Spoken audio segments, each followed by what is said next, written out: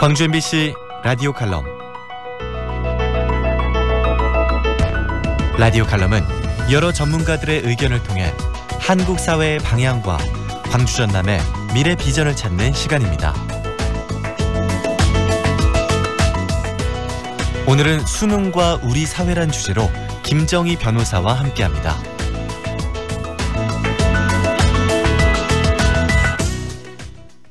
수능이 지난 지 얼마 되지 않았습니다. 수능 때마다 한파가 몰아닥쳐 걱정이었는데요.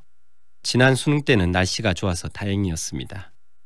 수능을 볼 때 떨림과 긴장감은 25년이 지난 지금도 저에게 생생합니다. 그때 당시 행복은 성적순이 아니잖아요 라는 말이 영화와 노래로 나올 정도로 학교와 교육 현장의 화두였던 것 같습니다. 또한 어떻게 한 번의 시험으로 대학과 인생을 결정할 수 있느냐는 의문을 가지고 대학 입시 제도를 바꾸자는 목소리도 높았습니다. 그것 때문인지 시험 한 방으로 대학을 결정하는 것이 아니라 학교 성적과 학교 생활기록부 등을 통해서 대학을 갈 수 있도록 하는 수시 전형이 생겨났습니다. 그리고 수시가 생긴 지 20년이 넘었습니다. 행복은 성적순이 아니잖아요를 외치던 젊은이들은 이제 기성세대가 됐습니다. 얼마나 좋아졌을까요? 최근 숙명여고 사건이 교육 현장의 단면을 보여줍니다.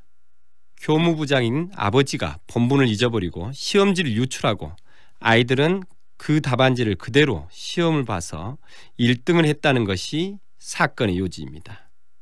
과잉된 입시 경쟁 속에서 일그러진 교사이자 아버지, 그리고 경쟁 속에 반항할 자유마저 거세당한 아이들의 도덕 불감증을 엿볼 수 있습니다. 우리가 이 사건에서 분노하는 것은 쌍둥이와 그 아빠의 부도덕한 행동만은 아닐 것입니다. 과연 우리 입시제도는 공정한가에 대한 의문과 분노입니다. 남의 이야기가 아닙니다. 불과 얼마 전에 우리 지역 고등학교에서도 비슷한 시험지 유출 사건이 발견되었습니다. 다른 지역도 마찬가지입니다. 그런데 언론의 관심의 초점은 쌍둥이 아빠가 죄가 있는지 처벌을 어느 정도 해야 하는 고민을 넘지 못하고 있습니다. 사건을 통해 반성하지 못하면 우리 사회는 한 발짝도 전진하지 못할 것입니다. 성적을 잘 받아 좋은 대학을 간다는 것도 물론 중요하지만 대학을 들어간다고 해서 모든 문제가 해결되는 것도 아닙니다. 청년 실업 문제가 이를 방증합니다.